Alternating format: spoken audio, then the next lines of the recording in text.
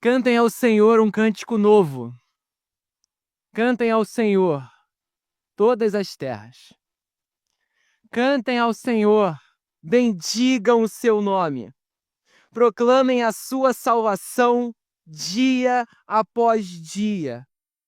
Anunciem entre as nações a sua glória e entre todos os povos as suas maravilhas. Por quê? Porque o Senhor é grande e digno de ser louvado, mais temível do que todos os deuses, porque todos os deuses dos povos não passam de ídolos. O Senhor, porém, fez os céus. Glória e majestade estão diante dele. Força e formosura no seu santuário. Difícil é ler isso sem cantar junto, não é verdade? Deem ao Senhor, ó famílias dos povos. Deem ao Senhor glória e força. Deem ao Senhor a glória devida ao seu nome. Tragam ofertas e entrem nos seus átrios. Adorem o Senhor na beleza da sua santidade. Tremam diante dele todas as terras. Digam entre as nações: reina o Senhor. Ele firmou o mundo para que não se abale e julga os povos com justiça. Alegrem-se os céus e a terra exulte. Ruja o mar e a sua plenitude. Alegre-se o campo e tudo que nele há. Cantem de alegria todas as árvores no bosque da presença do Senhor, porque vem julgar a terra. Julgará o mundo com justiça e os povos de acordo com a sua fidelidade. A igreja pode sentar. Neste mês de aniversário da nossa igreja, nós, a cada domingo, temos refletido e relembrado sobre um pilar da nossa identidade. No domingo passado, estudamos e refletimos sobre o Evangelho, o que, afinal, nos faz cristãos e o que nos mantém cristãos. O anúncio de um rei, o anúncio daquele que venceu o príncipe das trevas, o anúncio daquele que venceu os reis deste mundo e o anúncio daquele que venceu o tirano que habita no seu coração, o Senhor Jesus. O anúncio do Senhor Jesus. O anúncio do Evangelho é o anúncio da majestade do Rei Jesus, que acaba com todos os falsos poderes. Nos torna agora cativos, servos dele, os servos do Senhor da liberdade. O Evangelho é o anúncio da morte do Senhor Jesus. E por meio da sua morte, nós vimos isso semana passada, todos os nossos pecados são imputados a ele. De modo que na sua ressurreição gloriosa, a sua nova vida, a sua justiça e a sua santidade é agora imputada a nós. Nós morremos com Jesus e ressuscitamos com ele para uma nova vida. Disso se trata o Evangelho. O anúncio do Rei da liberdade, do Rei da compaixão. O anúncio que nos torna cristãos e o anúncio que nos mantém cristãos. Como pregamos aqui na época de Quaresma e depois na época de Páscoa. Crer na cruz de Jesus, crer na ressurreição de Jesus, momento a momento, é o que nos torna e o que nos mantém cristãos. É o que funda e o que sustenta a Igreja Esperança nos últimos 6 anos, e se assim aprouver o Senhor, por tantos anos à frente. O Evangelho é o primeiro pilar desta igreja. E o segundo pilar desta igreja é a missão, a evangelização, a ordem de Jesus, que se toda a autoridade foi dada a ele, como lemos na liturgia, tanto no céu quanto na terra, então não tem mais território nenhum que não pertença a Jesus. Jesus é o rei por direito de todos os povos. Como vimos na liturgia em Mateus capítulo 28 e acabamos de ler no Salmo 96. O Senhor Jesus é o rei por direito de todos os povos. Não há nenhum centímetro quadrado nesta terra que não pertença ao senhorio de Jesus, que não pertença ao Senhor da liberdade, o Senhor da justiça e da bondade. Mas existem pessoas que ainda não reconhecem Jesus como seu rei. E por isso ainda servem a falsos deuses que escravizam essas pessoas e servem a falsos reis que dominam estas pessoas. Ao servir ao Senhor da liberdade, e a todo domingo, nós, como que antecipando o futuro glorioso, reunidos entre o povo de Deus, experimentando o tempo da liberdade, experimentando o domingo como o dia do Senhor, o dia do descanso, o dia da santificação com os nossos irmãos, experimentando o culto baseado no Evangelho, experimentando da palavra, experimentando dos sacramentos, experimentando da comunhão uns com os outros. Quando experimentamos essa liberdade e olhamos ao redor e vemos que ainda existem pessoas que não reconhecem este Jesus como seu rei,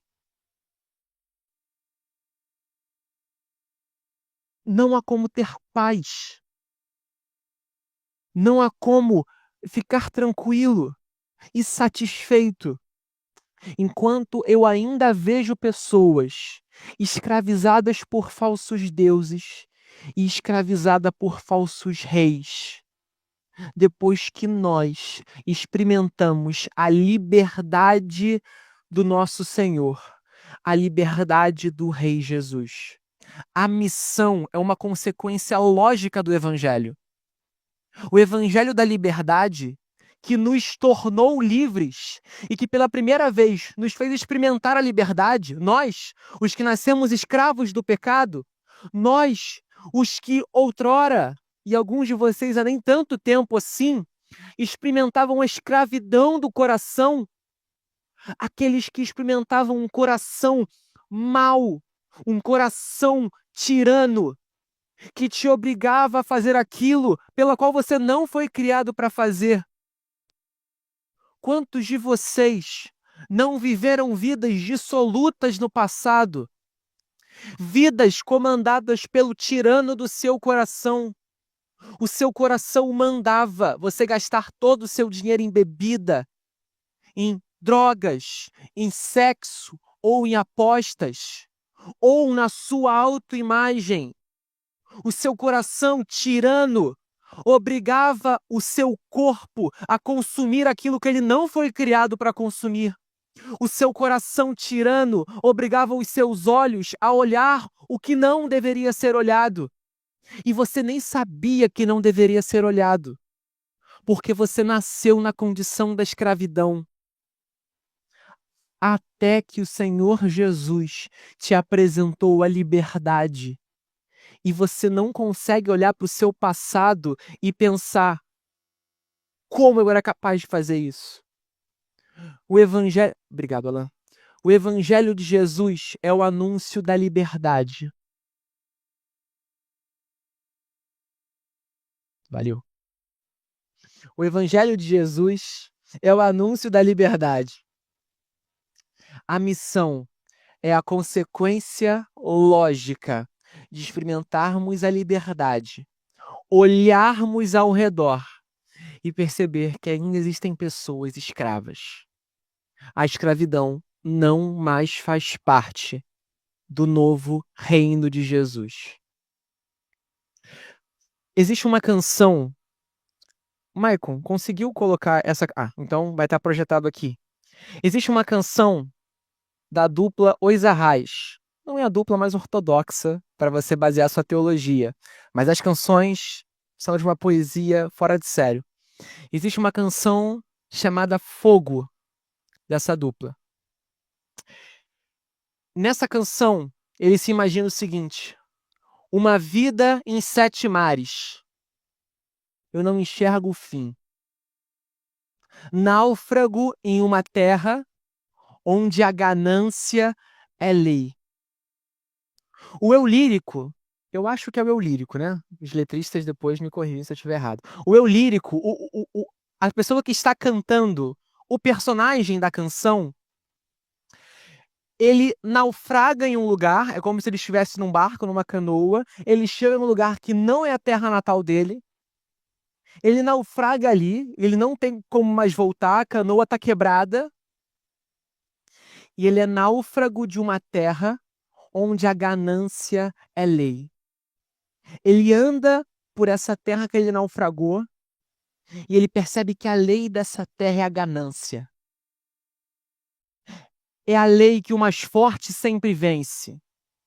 É a lei que eu tenho que fazer tudo. Como diriam os mais velhos, farinha pouca, meu pirão primeiro. É a terra da ganância. Ele só percebe que é a terra da ganância, e veja se isso não é a mais pura realidade do mundo que a gente vive, do Rio de Janeiro que a gente vive. Ele só percebe que é a terra da ganância porque ele conhece o que é o amor. Ele conhece o que é a compaixão e a generosidade. Então ele percebe que o padrão dessa terra é tudo que ele não conhece. É a ganância. A primeira reação pode ser pegar o que sobra da canoa quebrada e tentar sair dessa terra, tentar sair dessa ilha da ganância e voltar para minha terra natal. Ele caminha por essa ilha e ele escuta os moradores. Ouço o choro da angústia de um povo escravo aqui. Só que eles desconhecem que são presos e seguem a vida assim. Eles choram, eles estão cansados da ganância. Só que o normal para eles é a ganância. Eles não conhecem outra referência. Eles não sabem o que é bondade, eles não sabem o que é liberdade. Eles são escravos, mas nem mesmo sabem que são escravos. Eles não sabem que estão presos. E eles seguem a vida assim. O eu lírico agora tem 2 opções. Ou ele foge desesperadamente dessa ilha, mas o coração dele vai sempre saber que existe um povo escravo, mas não conhece o referencial de liberdade, ou ele toma a decisão que toma no final da canção. Põe o fogo no que resta da minha embarcação, para eu não ser tentado a abandonar a missão. Ainda pode haver algum tipo de tentativa de fugir dessa terra da ganância e abandonar, deixem os escravos ali. Eles nem sabem que são escravos, abandone-os ali. E eu vou para a terra da liberdade, para a terra do amor. Eles que se virem para se livrar dessa escravidão. Uma escravidão que eles nem sabem que são escravos. A única decisão correta a se tomar é colocar fogo no que resta da embarcação, para não haver a mínima possibilidade de abandonar a missão, de anunciar a liberdade na terra da escravidão, de anunciar a compaixão e a generosidade na terra da ganância, de anunciar o evangelho de Jesus em um mundo escravizado pela carne, pelo diabo. O Salmo 96 é a história de um povo que foi formado para não abandonar a missão. A história do Salmo 96 é a história de um Deus que não formou um povo para olhar ao redor, ver a terra escravizada pela ganância e virar de costas, como se nada tivesse acontecido com você. A história do Salmo 96 é a história de um povo que, ao olhar para a terra da ganância, para a terra da escravidão, ao conhecer o contrário da ganância, a generosidade, e ao conhecer o contrário da liberdade, anuncia a liberdade do Senhor Jesus. O Salmo 96 está dividido, de grosso modo, em 3 partes. Do verso 1 ao verso 6, a gente tem o tom da música. E o tom é: a gente louva o Senhor por tudo que Ele já fez. Eu olho ao redor, eu vejo que pessoas ainda não louvam a esse Deus. Então eu tenho que anunciar esses feitos a essas pessoas, para que elas conheçam o Deus da liberdade. O verso 7 ao verso 10 repete a mesma fórmula, só que ao invés de anunciar a liberdade dos falsos deuses, anunciam agora a liberdade dos tiranos desse mundo, das falsas propostas políticas deste mundo. E do verso 11 ao verso 13, a gente tem um fim como que subindo de tom. Se fôssemos uma música aqui, subiríamos talvez 2 tons nessa subida final. Como se a bateria tocasse mais forte, o baixo dobrasse as notas, o teclado aumentasse a intensidade e no final vemos o futuro glorioso do que há de ser quando o Senhor Deus voltar para a sua criação e acabar com todos os falsos deuses e acabar com todos os falsos reis. Mas para nós isso já aconteceu. A primeira parte do Salmo vai demandar uma exposição um pouco mais demorada. Então, se meu tempo acabar, a gente vai ficar só na parte 1. E aí a parte 2 e parte 3 fica para outro momento. Vamos ao Salmo? Cantem ao Senhor. Ou, dependendo da sua tradução, cantai ao Senhor um cântico novo. Essa é uma construção muito comum nos Salmos. Cante ao Senhor um cântico novo. O Salmo 98 também começa assim. Outros salmos também começam. O Salmo 95, venham, cantem ao Senhor. Essa ideia de um imperativo, cantar ao Senhor por algo novo ou cantar algo novo, tem a sua primeira aparição na Bíblia lá em Êxodo, capítulo 15. Em Êxodo 15, a gente tem o cântico de Moisés, que nas liturgias de Páscoa a gente costuma ler aqui na igreja e cantar junto também. Cante ao Senhor um cântico novo, Moisés vai dizer, porque ele triunfou sobre o cavalo e o seu cavaleiro. E o salmista no Salmo 96 está fazendo uma referência cruzada a Êxodo 15, a saída do povo do Egito. Cantar um cântico novo é cantar a liberdade. E para nós, os cristãos, cantar um cântico novo é uma resposta à ressurreição de Jesus. Um novo mundo surgiu na ressurreição de Jesus. Nós cantamos um cântico novo, porque nós vivemos uma nova vida, uma nova existência. E percebe que aqui o tempo verbal é um imperativo, o modo verbal.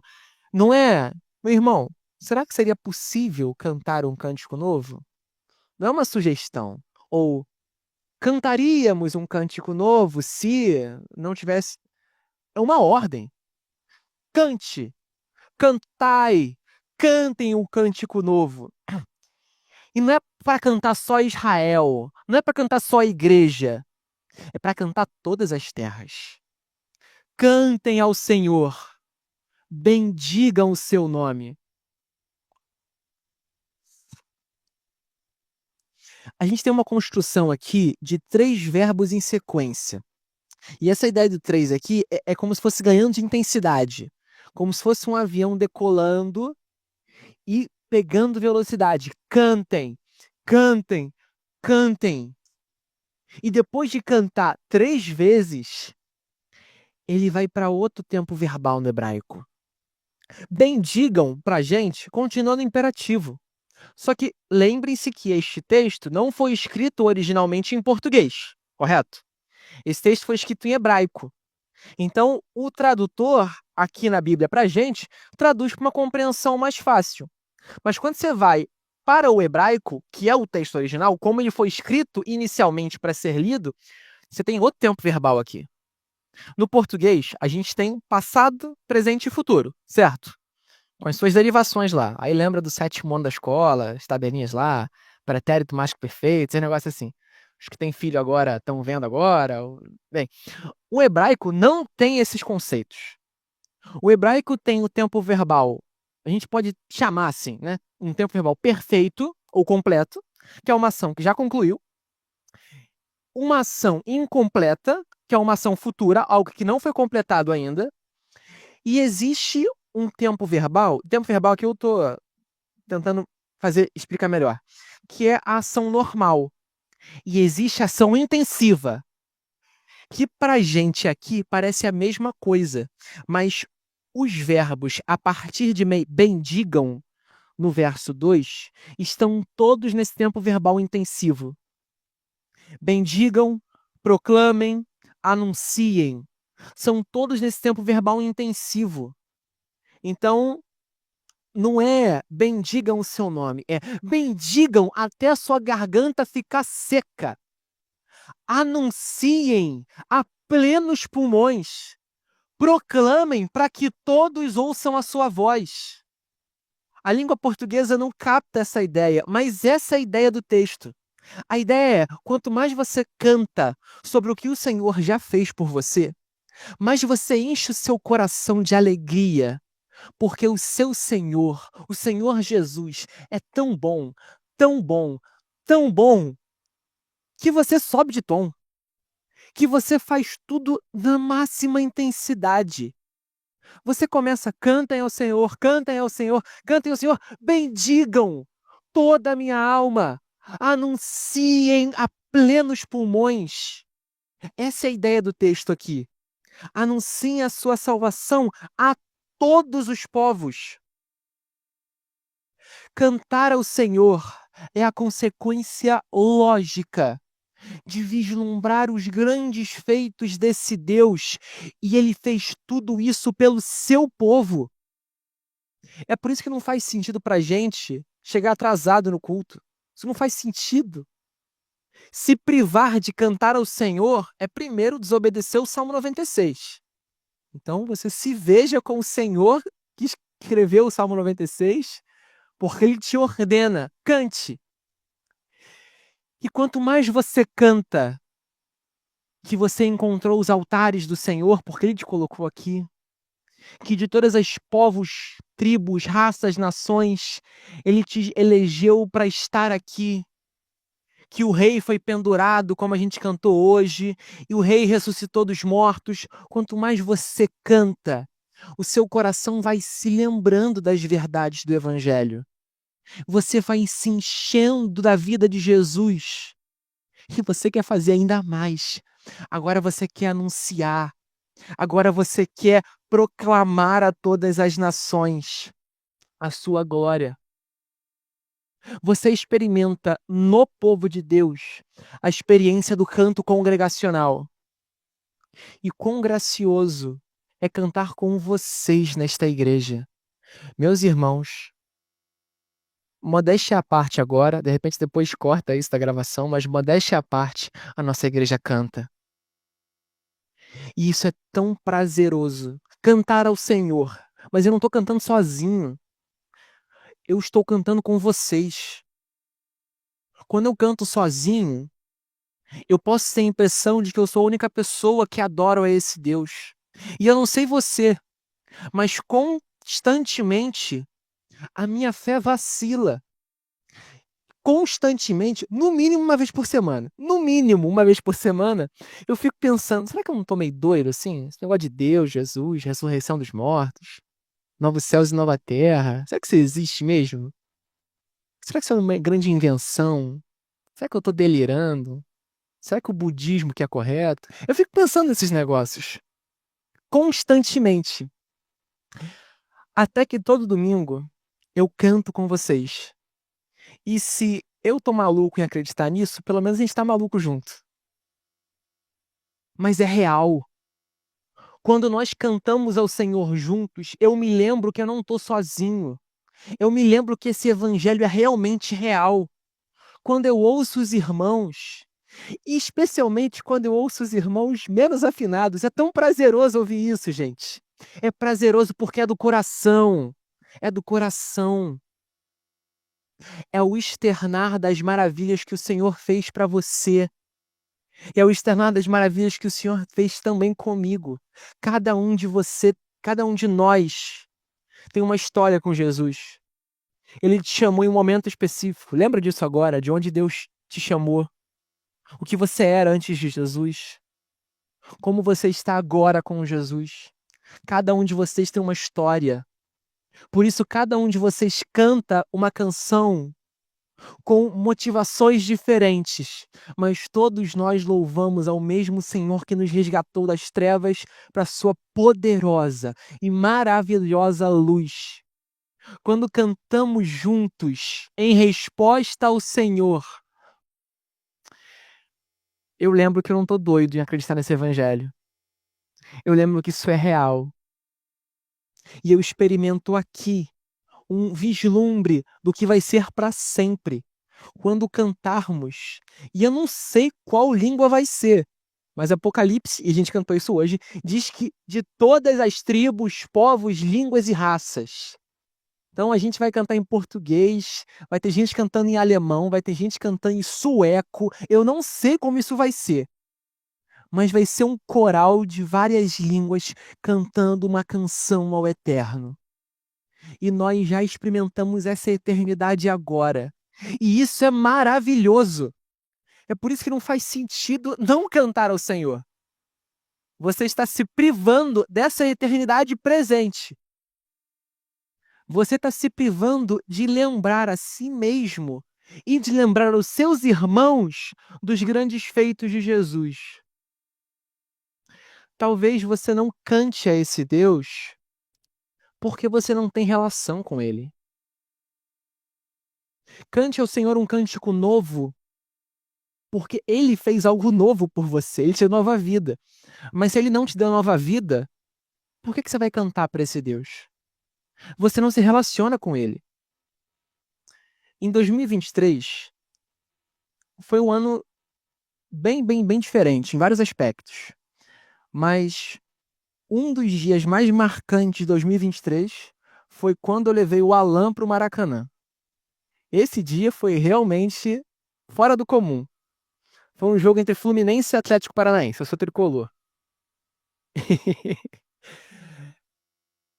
Eu, claramente, cantando, e para os tricolores da casa, 2023 foi um ano mágico. A gente ganhou a Libertadores. Foi um ano espetacular. E eu cantando, e o Alan no banco do lado. Eu em pé, claro, cantando, e o Alan no banco do lado, sentado, observando a cena. Não faz sentido. Ele tava lá para assistir a partida e para ver. Enquanto eu tava lá para torcer pro time que eu tenho relação com o time. É o time que eu torço. E a gente voltando para casa, conversando sobre o jogo, conversando sobre as expressões, eu lembro que ele me disse isso. Eu até tentei, você falou isso, né? Eu até tentei uma vez levantar e cantar junto e não senti nada. Porque não é o time dele. Ele não se relaciona com esse time. Então não faria sentido. Ou quando tem turista no Maracanã e os turistas ficam assim, né? Êêê! E eu tentando ensinar os turistas a cantar pro Fluminense, eles não entendiam. Você só canta no estádio se você tem relação com o time. Então, se você me levar para um jogo do Flamengo, eu vou ficar mudo o jogo todo. Se você me levar para o jogo do Fluminense ou do Madureira, aí, bem, aí as cordas vocais vão embora. O ponto é, você canta em resposta ao seu relacionamento com Deus. Deus fez coisas tão grandiosas por você que se eu perco a voz no Maracanã, eu tenho que perder a voz dobrada ao cantar ao Senhor. É assustador ver a paixão que pessoas têm por um clube de futebol que nem sabe da sua existência, mas quando vem para a igreja, quando se reúne com um povo santo, e ao estar diante da face daquele que te criou, daquele que te formou, que te sustenta com sua mão forte, que te redimiu, você balbucia: eu encontrei teus altares, Senhor, Rei meu. Você não encontrou, meu irmão. Você não encontrou esses altares. Cantar ao Senhor É a resposta do coração ao relacionamento que você tem com o Eterno.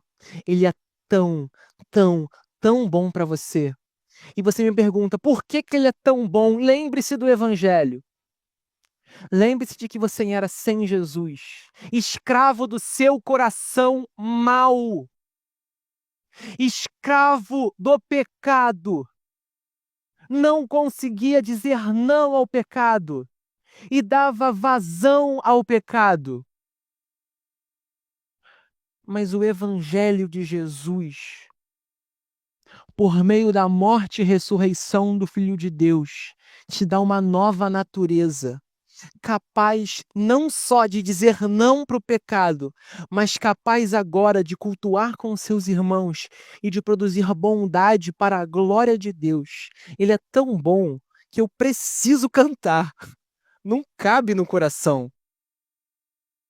Só que esse cantar se eleva, porque eu olho ao redor, bendigo o Senhor, e a partir do bendigam, lembro, é uma ação intensiva, então é bendiga de pé, bendiga até ficar rouco, proclamem a sua salvação, e eu olho ao redor e eu vejo as nações não adoram esse Deus.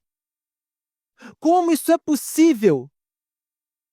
Como é possível que as pessoas percam tempo, percam saúde, percam dinheiro, adorando falsos deuses?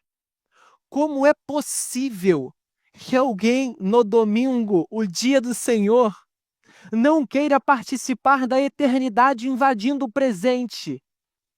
Não queira participar do corpo e do sangue de Jesus? Como isso é possível? Pelo mesmo motivo que existem pessoas no Maracanã que não cantam, porque não se relacionam. Essas pessoas não conhecem a Deus. Então, elas não sabem o que estão perdendo, porque elas realmente não sabem. Como na canção que nós vimos do início do sermão, são escravos e desconhecem que estão presos. Então eu preciso, verso 3, anunciar entre as nações a sua glória, para que eles também tenham a experiência pessoal com Jesus, também se vejam libertos dos seus pecados.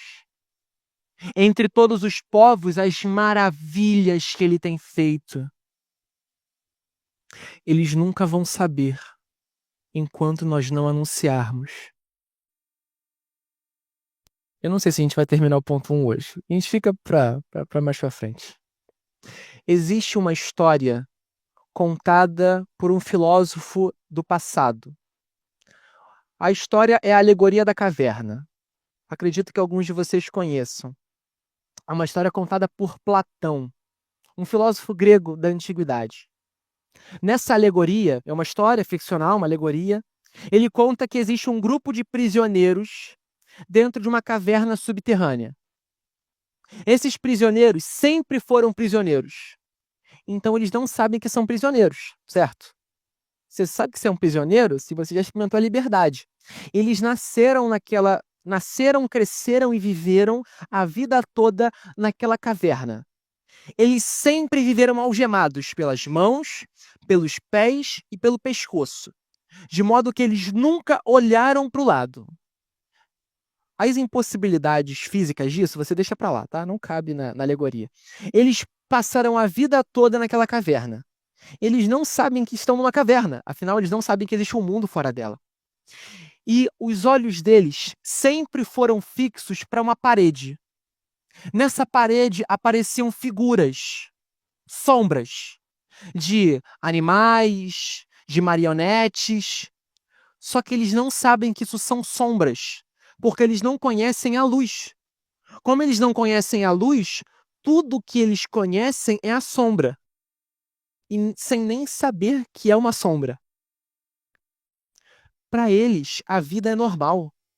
Eles não acham aquilo ruim, porque eles não conhecem um referencial do que é bom. Para eles, a vida é somente aquilo. Até que um dos prisioneiros, Platão conta na sua história, é libertado. Então, primeiro ele vai experimentar algo que nunca fez na vida: se mexer. E isso dói. Ele vai voltar os olhos para trás. E ele vai ver que existe fogo atrás. E ao descobrir que existe luz, ele descobre que o que ele via não é realidade. O que ele vê é sombra. Ele acabou de descobrir que viveu numa mentira. Que o que ele viveu a vida toda... E, gente, Matrix é isso, tá? Você já viu Matrix? Matrix é a alegoria da caverna em forma de filme. Viveu a vida toda na Matrix. Viveu a vida toda na caverna. E então ele descobre que atrás, entre o fogo e a projeção na parede, existiam marionetes. E ele não via cavalos de verdade, ele via marionetes. Ele via brinquedos de pessoas que manipulavam o fogo e as sombras. Até que ele sai da caverna e olha para o mundo real, vê o mundo em si. E depois de experimentar a liberdade, ele acabou de descobrir o que existe de mundo real e de liberdade, agora ele reflete. Existem pessoas lá embaixo que nem sabem que estão presas, porque não sabem que existe um mundo real. Então, na história, esse homem volta para a caverna e vai tentar convencer as pessoas de que elas vivem numa mentira. Isso não vai ser fácil. No final da história, esse personagem morre. Vão matar ele na caverna. O ponto é, o mundo em que nós vivemos, o mundo que nós vivemos, a terra da ganância, é a terra que as pessoas nem sabem que são gananciosas. A terra do orgulho é a terra das pessoas que não sabem que são orgulhosas. A terra da escravidão, a terra das sombras, é o mundo em que as pessoas não sabem que são escravas. E não sabem que por trás das suas vidas existem falsos deuses que as manipulam. Vivem e nem sabem que são escravas. Quando eu descubro o Senhor da liberdade, olha para o verso 4, quando eu descubro que esse Senhor é grande, que é digno de ser louvado, que é mais temível do que todos esses falsos deuses, eu não consigo descansar ao saber que existem pessoas que não servem ao Deus verdadeiro, porque nem sabem que são escravas de falsos deuses. Olha o verso 5 comigo. Porque todos os deuses dos povos não passam de ídolos. São falsos deuses. O Senhor, porém, é aquele que fez os céus.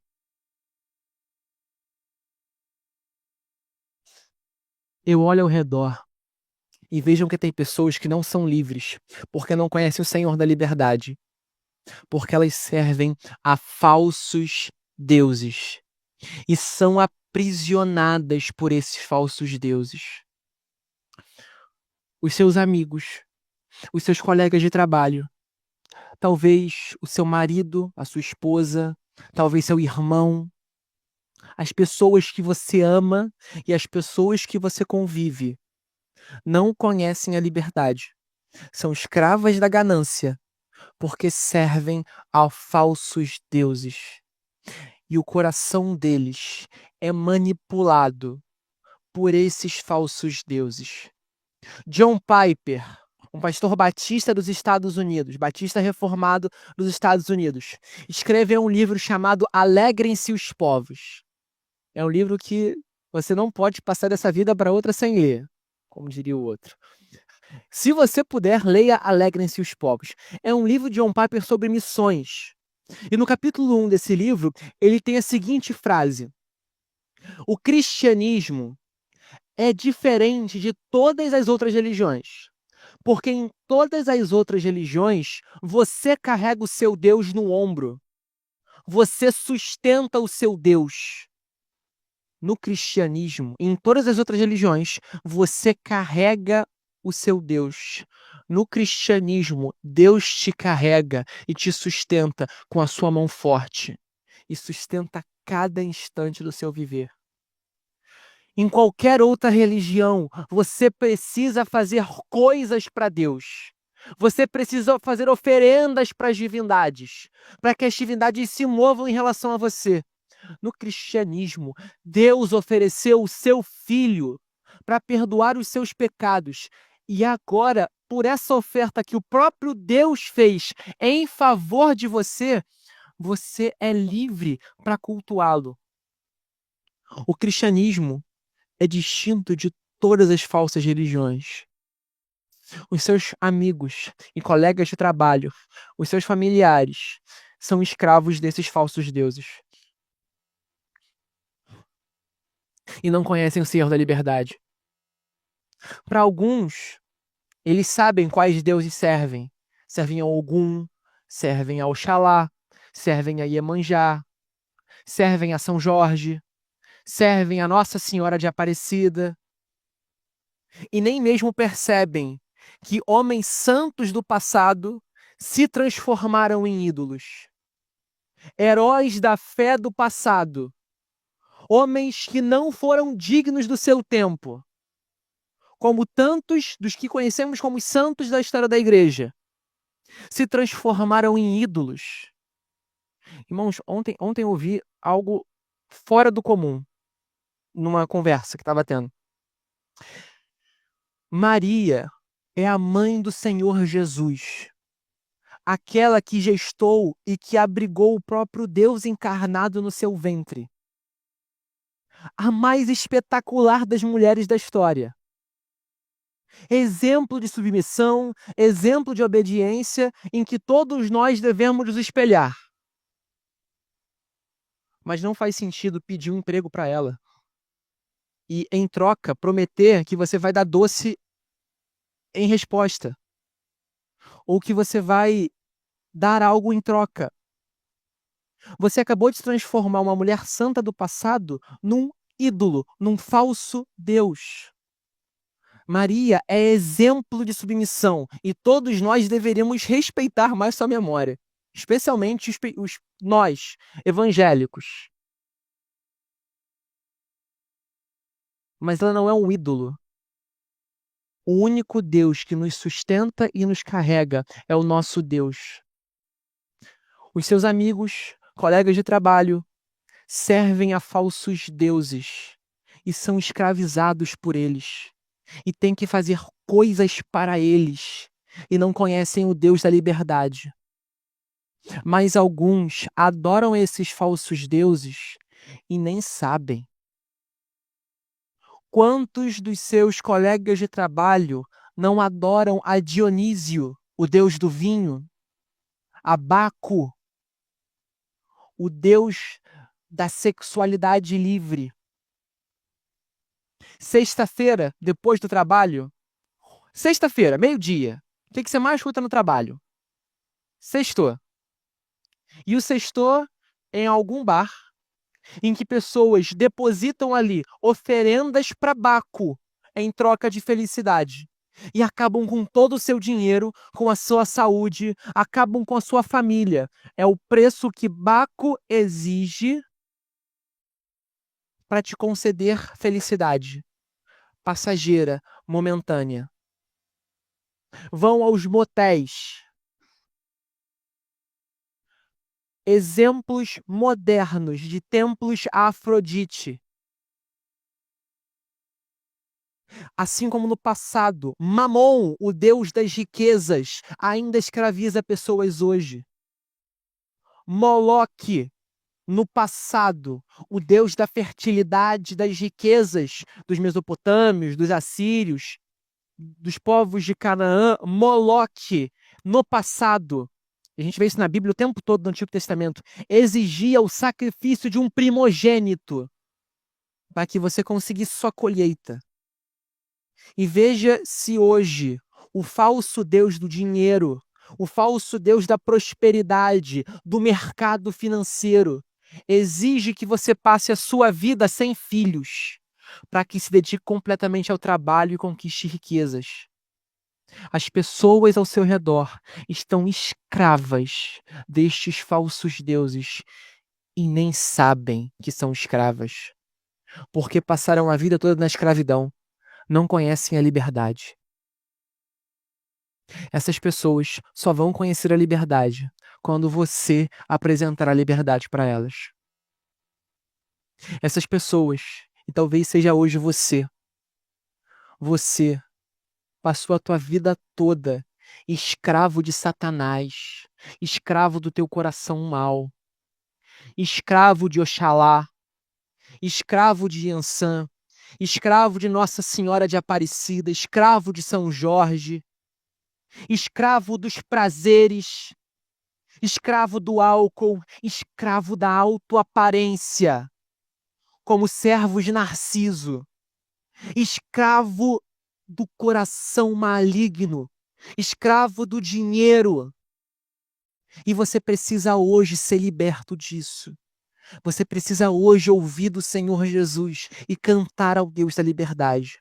E como consequência, olhar para as pessoas ao redor que não conhecem o Deus da liberdade e anunciar a salvação a essas pessoas.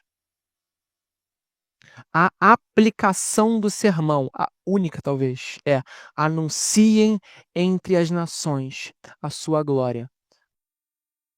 Como a única consequência lógica de estar na terra da ganância, na terra da escravidão, e querer anunciar a liberdade.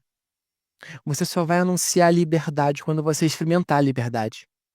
Mas uma vez que você a experimenta, agora você precisa anunciar para as pessoas: meu amigo, você é escravo de falsos deuses, você não percebe isso. Mas é claro que isso aqui foi só uma conjectura. Você não vai chegar amanhã no seu trabalho e vai falar assim: aí, tu é escravo de Ogum, hein? Tem que abandonar isso aí. Não, você não vai fazer isso. Você é escravo de Baco. Tem que largar esse negócio. A pessoa vai dar um joinha e vai embora. Como talvez muitos de vocês... Lembra-se da série Bless, no início do ano? Muitos de vocês lembram. A série sobre evangelização que fizemos. Imagina só. Talvez já aconteceu com vocês, né? Você ainda não era cristão e alguém te disse assim: ó, tem que se converter, hein? Senão vai pro inferno. Imagina. E quantos de nós já não ouvimos isso? Eu vou fazer o que com você? Legal. Irmãos, esta é uma verdade? É. Se você não se converter ao Senhor Jesus, você vai experimentar a ira dele? Sim. Esta é uma verdade. Mas a melhor maneira de fazer isso é amanhã, segunda-feira. Seu expediente começa, bateu o ponto, sobe na cadeira do trabalho, do escritório, fala assim: vocês aí, seus idólatras, têm que se converter ao Senhor Jesus. Alguém vai te escutar, meu irmão? Vamos ser lógicos. Não. As pessoas vão rir de você, vão pensar que tá maluco. Se for de uma empresa grande, vão ligar pro compliance e vai dar ruim para você depois. Como vimos na série Bless, lá no início do ano, e revemos agora, você precisa se relacionar com essas pessoas. Você precisa se relacionar com pessoas que não servem a Deus, para conhecer quais são os deuses que elas servem e para apontar o caminho para abandonar esses falsos deuses e conhecer o Deus da liberdade. Você precisa conhecer as pessoas. Isso aqui não é por interesse, não, vou me relacionar com ele só para evangelizar. Você não tinha nada a oferecer para Jesus. Nada. E Jesus veio até você porque ele quis te amar. Se você é um cristão, a sua nova natureza é a natureza de Jesus. E a natureza de Jesus em você quer se relacionar com pecadores. Quem só quer viver com um santinho é fariseu. Pelo menos é isso que a gente vê na Escritura.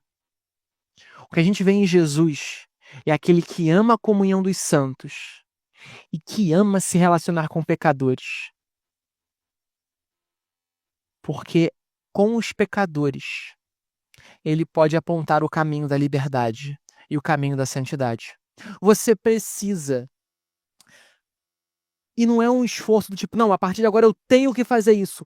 A vida de Jesus que está em você já quer fazer isso.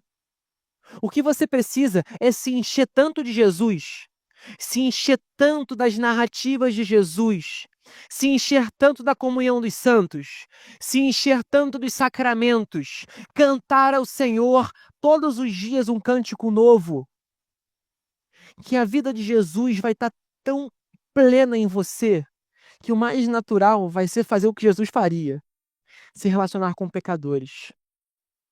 Você vai se relacionar com as pessoas do seu trabalho. Se você ainda não fazia isso, vai começar a partir de amanhã, em nome de Jesus. E que o Espírito Santo te mova a isso, para você conhecer as suas angústias. Lembra-se da canção Ouço o Choro da Angústia, de um povo escravo, só que nem sabe que é escravo. Você precisa conhecer suas angústias, como Jesus conheceu as suas. Você precisa conhecer os falsos deuses que eles servem, porque eles nem sabem que são falsos. Quantos servem a Dionísio, achando que são ateus? Quantos não servem a Mamon, pensando serem cristãos? Você precisa conhecer essas pessoas, conhecer quem são os deuses dessas pessoas e mostrar para elas, em um relacionamento de amor, que só há um verdadeiro Deus da liberdade, que é o Senhor Jesus. E a consequência, verso 6, é que você vai encher o seu coração da beleza desse Deus. Glória e majestade estão diante dele. Força e formosura no seu santuário. O ciclo termina. E aí vai começar outro trecho da canção que não temos tempo de expor hoje. Cantem ao Senhor um cântico novo. Cantem todas as terras. Cantem ao Senhor, bendigam o seu nome. Proclamem a sua salvação dia após dia, momento a momento. Anunciem entre as nações a sua glória e entre todos os povos as suas maravilhas. Anunciem entre as nações o quão maravilhoso Jesus é para você. Fica aqui um exercício espiritual para sua semana. O quão maravilhoso Jesus é para você. O quão espetacular Jesus é para você. Porque, meu irmão, ele é maravilhoso. Ele é espetacular. Ele é incrível. Ele é Jesus. Sabe?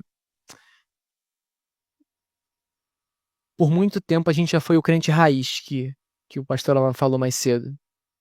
Só que no piloto automático.